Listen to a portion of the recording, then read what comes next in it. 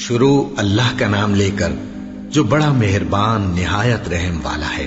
اے ہمارے پروردگار، ہم دونوں کو اپنا مکمل فرما بردار بنا لے اور ہماری نسل سے بھی ایسی امت پیدا کر جو تیری پوری تابع دار ہو، اور ہم کو ہماری عبادتوں کے طریقے سکھا دے اور ہماری توبہ قبول فرما لے۔ بے شک تو اور صرف تو ہی معاف کر دینے کا خوگر اور بڑی رحمت کا مالک ہے۔ اور ہمارے پروردگار، ان میں ایک ایسا رسول بھی بھیجنا جو انہی میں سے ہو، جو ان کے سامنے تیری آیتوں کی تلاوت کرے، انہیں کتاب اور حکمت کی تعلیم دے اور ان کو پاکیزہ بنائے۔ بے شک تیری اور صرف تیری ذات وہ ہے جس کا اقتدار بھی کامل ہے، جس کی حکمت بھی کامل۔ اور کون ہے جو ابراہیم کے طریقے سے انحراف کرے سوائے اس شخص کے جو خود اپنے آپ کو حماقت میں مبتلا کر چکا ہو؟